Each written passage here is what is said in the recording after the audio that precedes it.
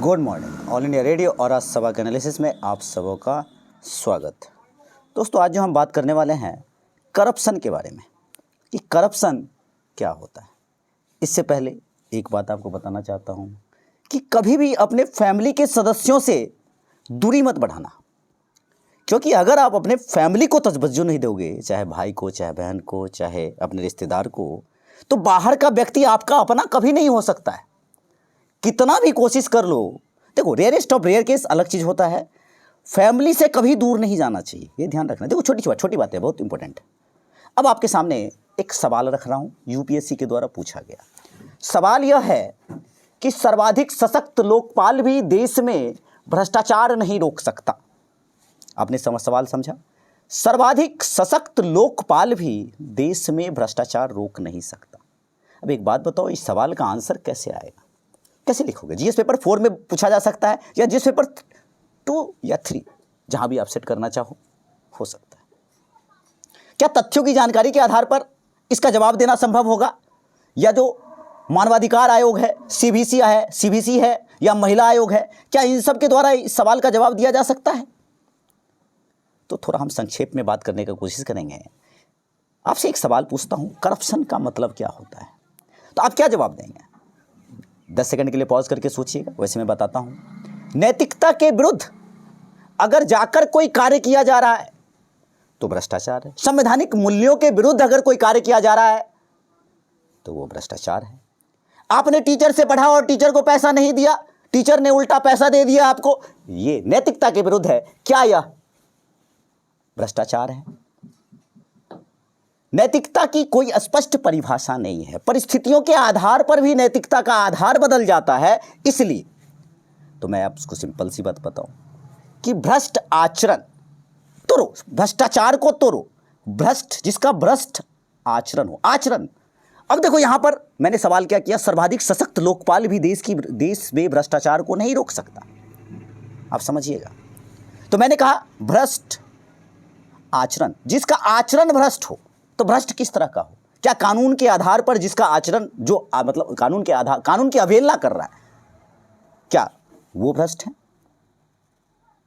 तो आचरण हमेशा का संबंध हमेशा व्यवहार से होता है। आप जैसा व्यवहार करेंगे, जैसे कुछ लोगों ने हमारे साथ अजीब तरह का व्यवहार किया, हमने कुछ अजीब तरह का व्यवहार किया, तो व्यवहार के अनुसार वही इंडिया के लिए हमारा टेररिस्ट नैतिकता के भाव से देखो, चाहे जैसे भी देखो, हीरो, लेकिन पाकिस्तान के लिए वो, आप समझ रहे हो।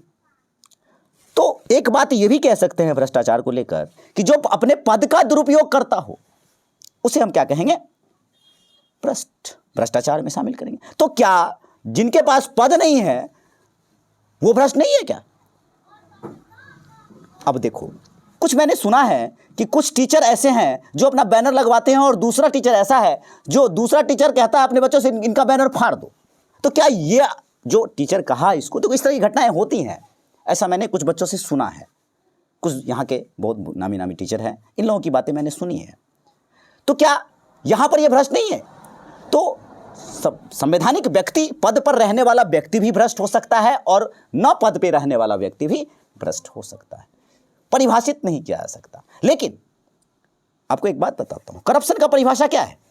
वर्ल्ड बैंक के अनुसार जो परिभाषा दिया गया, कानून का दुरुपयोग करना और पद पर रहते हुए अपने पद का दुरुपयोग करना, यह भ्रष्टाचार का परिभाषा है।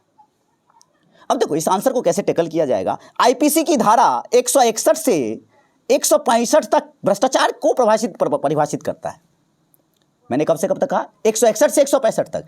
क्या यह सफिशिएंट हुआ? इसके बाद भी आप देखो प्रिवेंशन ऑफ करप्शन एक्ट 1988 बनाया गया। देखो मैं भ्रष्टाचार की बात कर रहा हूं, भ्रष्टाचार होता क्या है? अब देखो भ्रष्टाचार, अब देखो जैसे वही बात अभी जो कहा, टीचर से पढ़ा और टीचर के ही बारे में अनाप शनाप बोल रहे हैं, तो क्या यह भ्रष्टाचार हुआ?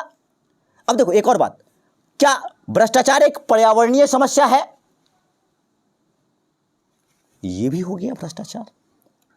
तो इनके 3 आयाम है। देखो 3 आयाम पर मैं डिस्कस करूंगा, बस यहीं पर आपको समझ आ जाएगा। पहला सामाजिक मनोवैज्ञानिक, दूसरा सामाजिक आर्थिक, तीसरा सामाजिक राजनीतिक। तो पहला वाला टर्म हमारा क्या है? सामाजिक मनोवैज्ञानिक। तो सामाजिक मनोवैज्ञानिक भ्रष्टाचार क्या होता है? मैं बताऊं आपको, बड़ा सोचने की बात है कि यह उस वक्त से होता है जब आप अपने घर में जन्म लेने के बाद विकसित हो रहे होते हैं और आपके घर में आपके माता पिता आपको भ्रष्ट होना सिखाते हैं। अब आप कहेंगे कैसे? वो प्रशिक्षण दे रहे होते हैं, क्योंकि वो स्वयं झूठ बोलते हैं, क्योंकि घर में बैठे होते हैं और कहते हैं बेटा से बेटी से कि कह दो कि बाहर नहीं है। ऐसा होता है, इस तरह की चीजें होती है। तो आपको एक नया डायमेंशन दे रहे हैं। पिता आपसे झूठ बोलना सिखा रहे हैं, माता आपसे झूठ बोलना सिखा रही है। जैसे हमारे कुछ बच्चों को कुछ लोगों ने झूठ बोलना सिखाया, यही से शुरुआत होती है। ये मनोवैज्ञानिक रूप से गुलाम बनाकर उसको भ्रष्टाचार में लिप्त कर दिया। तो सामाजिक मनोवैज्ञानिक की बात कही, मतलब कुछ लोग बोलेंगे इतना बोलना तो सही था और इतना गलत सही है। नहीं, यहां पर क्या प्रमाण पत्र होता है क्या भ्रष्टाचार का? प्रमाण पत्र किसने दिया आपको? यूपीएससी में इस तरह से सोचना होगा आपको। देखो, कुछ जगह पे कुछ गालियां की मान्यता होती है, वो समाज में एक्सेप्टेबल होता है, तो ये भी सामाजिक मनोवैज्ञानिक है, उस वो मनोवैज्ञानिक के अनुसार उसको एक्सेप्ट करता है। लेकिन कुछ जगह पर वही गालियां एक्सेप्ट नहीं होती है, तो स्पष्टीकरण देना होगा आपको। दूसरी बात, मैंने सामाजिक मनोवैज्ञानिक बात की। दूसरा, सामाजिक आर्थिक। सामाजिक आर्थिक में कैसे समझोगे? हालांकि पेपर 4 में आप अच्छे तरह से पढ़ोगे इसको, लेकिन थोड़ा सा मैं डिस्कस कर रहा हूं। थोड़ा वीडियो लंबा होगा, लेकिन टॉपिक बहुत अच्छा है, मजा आ रहा है डिस्कस करने में। पता नहीं, अपना तो काम है बताना। अगर आज किसी को किसी बड़े व्यक्ति का शब्द का इस्तेमाल होता है तो उसका पैमाना क्या होता है? क्या वो बहुत पढ़ा लिखा व्यक्ति है तो वो बड़ा है? नहीं। अगर वो आर्थिक रूप से बहुत बड़ा है, आर्थिक रूप से मतलब वो बहुत पैसे वाला है, तो या नैतिकता उसका अच्छा है, या कोई ऐसा आपके समाज में व्यक्ति है जो बहुत देश समाज सेवा करता है, ये बड़ा आदमी है। उसकी वैधानिक आमदनी कितनी ज्यादा है, उसके पास कितना बड़ा कार है, कितने बड़े कार से चलता है, कितना बड़ा घर है। तो इस तरह की चीजें से आप सामाजिक आर्थिक को समझ सकते हो। तो पैमाना क्या ईमानदारी है सामाजिक आर्थिक का? कोई ईमानदार है, ईमानदार मतलब कोई जॉब में बैठा है अपने सिर्फ पैसे से अपना काम कर रहा है। तो कुछ लोग कहेंगे इसके पास बड़ा फ्लैट है, बहुत बड़ा आदमी है। कुछ लोग कहेंगे इसके पास बहुत बड़ा गाड़ी है। तो आप मानसिक रूप से कितने प्रदूषित हो? जैसे कुछ लोग मानसिक रूप से बहुत लोगों को प्रदूषित कर दिया करते हैं, ऐसा होता है। इस तरह की चीजें होती हैं समाज में। सही और गलत में फर्क करना, और यूपीएससी के विद्यार्थी सही गलत में फर्क करना बहुत अच्छी तरह से सीखना चाहिए, और इसको नहीं सीखेंगे आप तो बहुत समस्या है। तीसरी बात, सामाजिक राजनीतिक। राजनीति का मतलब राजनेता नहीं होता है, राजनेता नहीं होता है, राजनेता नहीं, जो इच्छाओं को अभिव्यक्त करता हो। जनता की इच्छाओं को सामान्यतः किसके द्वारा पूरी की जाती है? राजनेता के द्वारा। जनता की इच्छा को किसके द्वारा पूरी की जाती है? राजनेता के द्वारा। जनहित में व्यक्तित्व देना। अब ऐसा कोई व्यक्ति जो जेल गया है या बहुत अमीर हो, आप क्या करते हो? पीएम बना देते हो, आप उनके साथ सेल्फी खिंचवाना पसंद करते हो। तो स्वाभाविक है कि इस आधार पर आपने समर्थन दिया। आपने अब कुछ लोग ऐसे कैरेक्टर वाले लोगों को हीरो बना देते हैं कि वो कैरेक्टर जीरो कैरेक्टर है। आपको यह समझने की आवश्यकता है। आप आरटीआई के माध्यम से जान सकते हैं कि कौन सा नेता कितना योग्य है, कितना पढ़ा लिखा है, कितना आपराधिक मामला है। अब देखो, कोई बलात्कारी है मान लो, और आप उसके साथ सेल्फी खिंचवा रहे हो, और वो राजनेता है, और समाज वैसे राजनीति को स्वीकार भी करता है, तो आपको सजगता बरतनी होगी कि किस तरह के आदमी को आप मतलब चुन रहे हो। अभी इलेक्शन का टाइम है, ऐसी चीजों पे ध्यान देना है। सामाजिक राजनीतिक, ये भ्रष्टाचार की बात कर रहा हूं। भारत में अगर भ्रष्टाचार खत्म करना है तो डॉक्टर एपीजे कलाम ने कहा था कि 2 आदमी को काम करना होगा। एक तो माता पिता।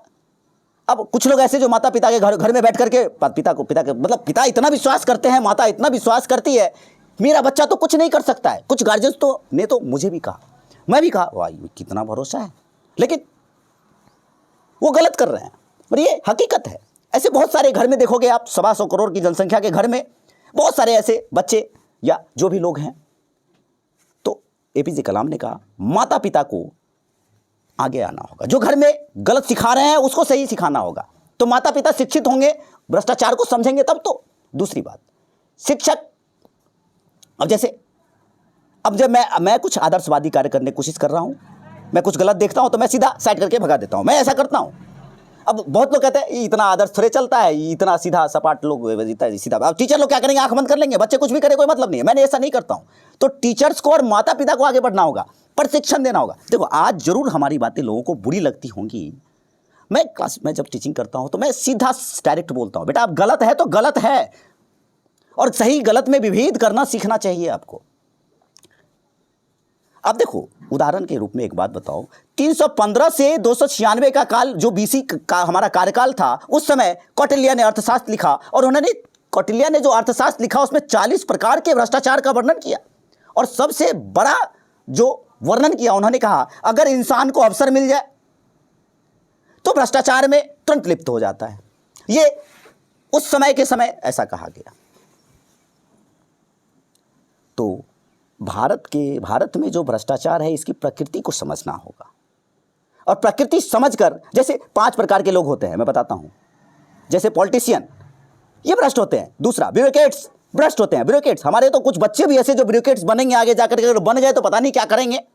ये अपनी आंखों से देखा हाल बता रहा हूं, क्योंकि उन्होंने पूरा का पूरा सत्यानाश कर दिया। तीसरा, हालांकि सत्यानाश कोई नहीं कर सकता, एनजीओ।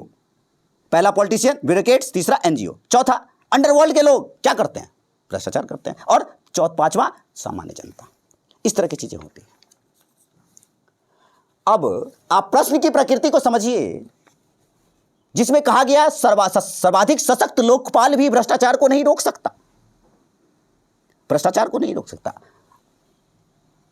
अब यहां पर वह व्यक्ति कौन होगा जो भ्रष्ट नहीं होगा? सबसे बड़ा सवाल तो यह है। कहते हैं भारतीय सिनेमा देश के समाज का दर्पण है। जैसे हमारे पास कुछ बच्चे आते थे, बहुत अच्छी अच्छी बातें सीखते थे, अच्छा बात, लेकिन सब पानी में, सब खत्म। तो एक गाना आपको बताऊं, जो सिनेमा में एक रोटी एक करके एक सिनेमा है, इसमें कहा यार हमारी बात सुनो सुनो सुनो, एक ऐसा इंसान बताओ जिसने पाप न किया। अब आपको एक चीज जोड़ के बता रहा हूं मैं आपको, इसकी पृष्ठभूमि में आप सीबीसी के बारे में पढ़ेंगे तो सेंट्रल विजिलेंस कमीशन, मतलब भारत में एक बात तो तय है कि जो भ्रष्टाचार हो रहा है, तो भ्रष्टाचार को रोकने से पहले आपको सतर्क होना पड़ेगा, मतलब सरकार को सतर्क होना पड़ेगा। और सीबीसी आया, केंद्रीय सतर्कता आयोग, मतलब भ्रष्टाचार पूर्व क्रियात्मक, भ्रष्टाचार को रोकने के लिए। बाकी चीजें आपको पता है, 1964 में आया, कब अध्यादेश से आया, कब कौन नियुक्त करता है, इन सब बातों को डिटेल में आप समझिएगा। मैंने भ्रष्टाचार को बताने की कोशिश की कि किस तरह से भ्रष्टाचार होता है। मैंने तो अब मैं हर जगह देखता हूँ भ्रष्टाचार, मतलब वही कुछ लोग कहते हैं कि भ्रष्ट थोड़ा मोड़ा तो ऐसे सर, इतना ईमानदार कौन होता है? भाई साहब आपको आदर्शवादी, मतलब गांधी क्यों गांधी आदर्शवादी, ये राजा राम मोहन राय क्यों अलग करना पड़ता है? देखो आज जरूर खराब लगता है, बाद में आपको समझ आएगा। तो जैसे बताऊं आपको, जैसे आपने एक बहुत तैयारी किया, 2 महीना पढ़ा, 1 महीना पढ़ा, ठीक, और आपने कल टेस्ट दिया, मान लो आज टेस्ट दिया। अब टेस्ट देने के बाद क्या हुआ, आपके नंबर कुछ के अच्छे आए, कुछ के खराब आए। आप क्या करोगे? वहां पर सतर्क होगे, अगली बार जो टेस्ट देंगे वो गलतियां ना हो, सतर्क होगे। तो सतर्कता आयोग क्यों बनाया गया और भ्रष्टाचार क्या होता है, इसको बताने का हमने कोशिश किया। तो आज के डिस्कशन में इतना ही था। Thank you.